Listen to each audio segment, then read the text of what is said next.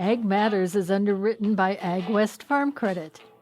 Ag West Farm Credit is a financial cooperative that provides financing, crop insurance, and related services to farmers and ranchers across the West. From small family businesses to large operations, Ag West brings the experience and financial know-how to help you grow your best future. Welcome to Ag Matters, covering positive agriculture stories from across Alaska on Big Cabbage Radio. Mike Chmielewski here at Big Cabbage Radio in Palmer, Alaska. My great pleasure to welcome into the studio someone who knows a lot about an aspect of ag that we have not touched upon. Please identify yourself by name and position. My name is Chris Dickinson. I'm the program analyst for the Farm Service Agency here in Palmer. Okay, not in Hawaii. Well, we have an office in Hawaii. You've chosen Alaska. That's right. That's correct. Okay, that's good. I like to hear that. I've chosen Alaska too. So when you say that for your position, listeners might say, well, that's impressive. It's a good sounding thing, but what do you do, actually? What we are tasked with is implementing farm programs in Alaska. Okay. And also we have a farm loan program. The program that I'm here to talk about today was actually established for people who live in the region, Alaska, Guam, Hawaii, Puerto Rico, Commonwealth of the Mariana Islands. That's quite an area. Everybody that's in that region, that it costs a little bit more to do business, right, because of where we are. I understand that. Yes, I've been to Hawaii. Right. Well, living here in Alaska. So, what kind of programs particularly are you focused on, or what's your role? What's your daily activity like when you're doing this work that you're doing? When we're doing sign up for this particular program, there is the eligibility forms that come into play, making sure that everybody has the correct forms on file. Those that have been around this program now for 14 years are repeat applicants, so it's pretty easy. There's minimal stuff that they need. Okay. Application and one other form. Somebody that's a new applicant takes a few more forms. It's getting all those established, getting them recorded in the system where everybody is where they need to be in the system by the time payment rolls around. So okay. And there's that part of it. There's the the part where people got to submit their receipts. What's eligible, what's not. I mean, it's all well, that sounds like reviewing a lot of paperwork and such. But in addition, you have some background that allows you to determine some of the quality of the applicant. Well, it's as far as it's not really quality of the applicant. It's if you're farming as a business and selling your commodity, then you're eligible for the program. Got it. You got to be doing it as a business. Right, I understand. How big a business does it have to be? It doesn't matter. As long as you're commercially growing an agricultural product and marketing it, right, you're in. Okay. You can apply for the program, and then you'll apply. Then there's a date range for receipts that you can submit, which is a fiscal year program. So for this year, it'll run from October 1 of last year through September 30 of this year. Okay. There's requirements on what kind of receipts, invoices that you can submit. Right. Has to, if it's a shipping invoice from FedEx, got to have your name on top of it. Got to say what it is, the date that's on it. Everything's got to fall within those parameters. Okay. Roughly how many people take advantage of the program? We had just in our office here, we had 175 applicants in Palmer, which doesn't sound like a bunch, but that's, I don't know. Sounds like when you describe what they have to do, there's a lot of review with the 175. There is. But, there's, like I say, the repeat applicants, they know what they have to do every year. Yeah. They understand how to go about it. What's needed, when it has to come in. And we also, we're in contact with them during the application period to make sure that they're getting their things in on time. Of the 175, how many are repeat applicants approximately? 85, 90% of them. Okay, that's easier. Do you get to go out and look at any of these operations, or do you? Yes, as a matter of fact, I'm heading to the Kenai Peninsula next week. Okay. I'll be in Homer. Oh, okay. Monday, Tuesday, part of Wednesday, and then I'll swing back through Kenai, Soldotna, towards the end of the week. And what's your role in doing those visitations? My role was going down for the sign-up period for RTCP, so I'll be going down there on site in Homer at the NRCS office there, and then also at the NRCS office in Kenai, so where folks that can't drive to Palmer to put an application in, we go to them where it makes it easier for them to get their application in. I've also got farm visits set up to do such. So does every one of those applicants require a farm visit? No, sir, they don't. We do that to make it easier for those that are on the Kenai Peninsula to get their application in if they don't have the means to do it by computer. Yeah.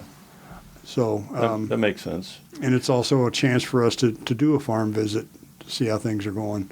So one of the things that often people like to know, listeners and looking at this, is do you have a sense of the impact of the program? I know for the individual farmer, whatever the size, it's very important. I mean, it could be life and death, whether I'm going to keep on going or not, whatever. But what would you say is the overall impact to the agricultural economy of Alaska? Do you have any sense of that? With this program? Yeah.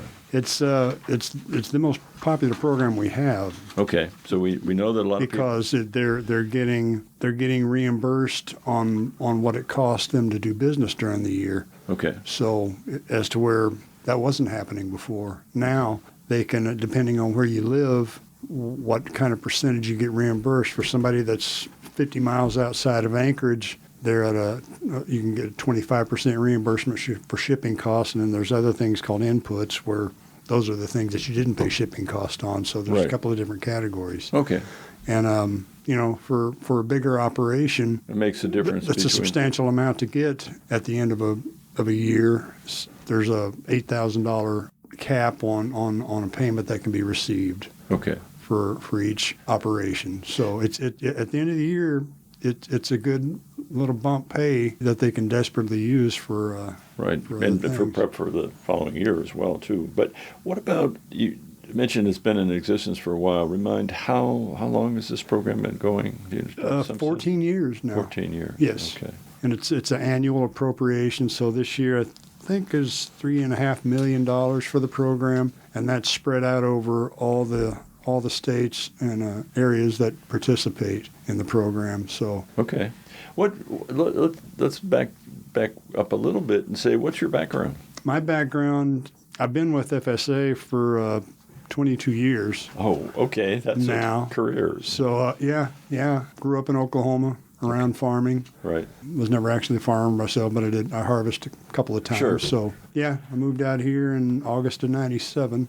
And got on with FSA and actually came on part-time in 2002. Okay, what would you say, and this is always interesting for people who are listening about maybe younger people are looking at different kinds of work to be done. What's the most attractive thing about doing this work? It's, for me, over the years, has been the relationships that I've built with these producers over the years. Okay. They know they can call me and get what they need when they need it. Any questions that they have answered. It's a good feeling when you can help people out. Right. And go the extra mile to, like we're going out there next week, to go to them because they sometimes they can't get to where they need to. Right, to especially the various parts of the season of growing. I know that you become very busy and yeah. Right. So a lot of times they're not thinking about me right now. They're out in the field to make sure that right. Yeah. So or hoping for a sunny day so that you can really bring that hay in. Right. So we got to step it up a little bit and go the extra mile to make sure that they don't miss out on this program because they're out working. So over the years, the repeat applicants, like I say, they know what they have to do when they have to do it. But for those that we need a little nudge. Sure. And I think you've hit upon something that's the most significant in almost anything, whether you're a teacher in a school or whatever. If you've been around for a while, you do get to establish relationships and you know people and you know what's happening. It makes a huge difference. That's what I found in a variety of different fields. The person who has some experience, they can cut through and say, well, yeah, if you thought about, and you've got that to work. Yeah. And, a lot of different things happen over the years, not all good. But, Sure. when this time of year rolls around, we're they know they're going to get some help. Right.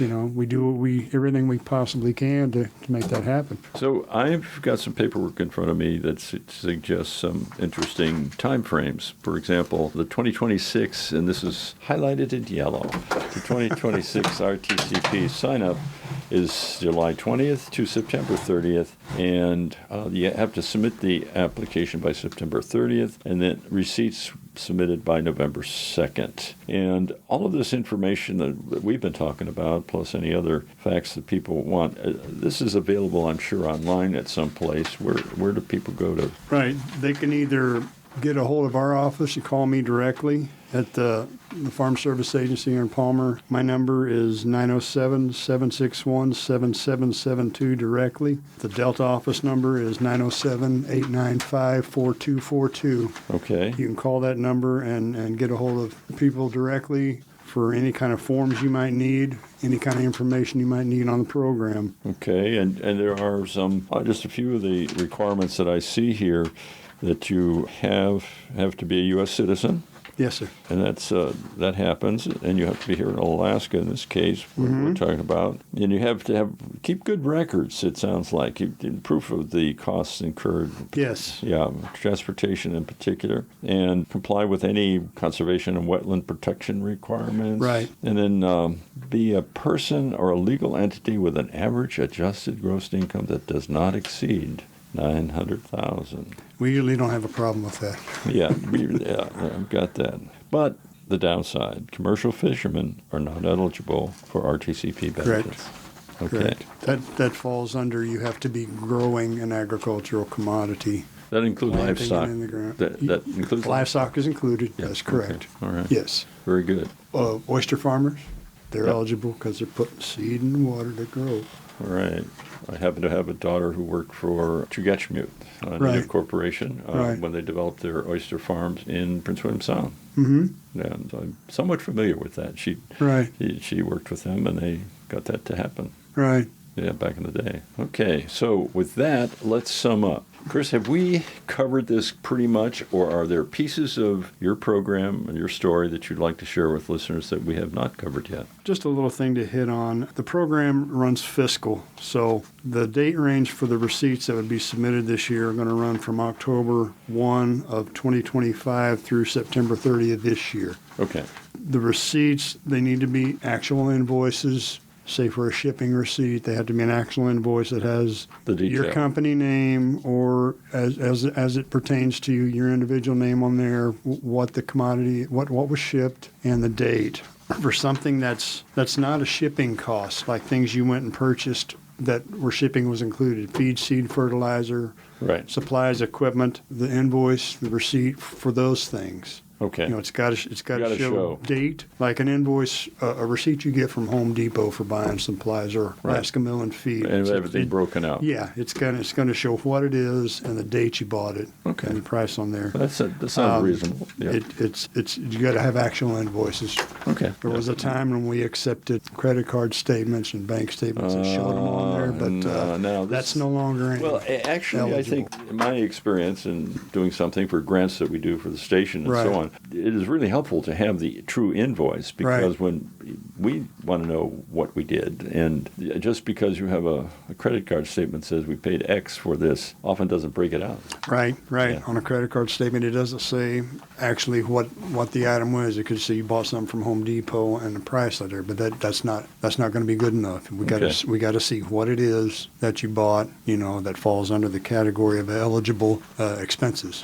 All right. Well, Chris, I think we've covered pretty much all of it. This is a moment when you have time for a last message to the listeners about your program and what they might take advantage of. Go for it. My advice to be anybody that's out there growing an agricultural commodity, if you're selling it, if you're marketing it, whether it be at the farmer's market or whatever, and you think it's too small to bother with, I encourage you to apply. Give me a call, 907-761-7772 in Palmer. Delta Junction, 907-895-4242. Ask your questions, put an application in, and it's easy to get into the program, and it's beneficial to get a little extra money at the end of the year to supplement your operation. And keep on farming. That's correct.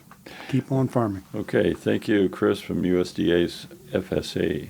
You're welcome. Thank you. Have a good day.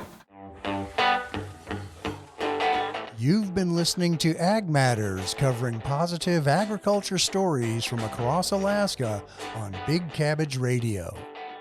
Ag Matters is a production of Radio Free Palmer, recorded at our studios in Palmer, Alaska. For more information about this program, email manager@radiofreepalmer.org.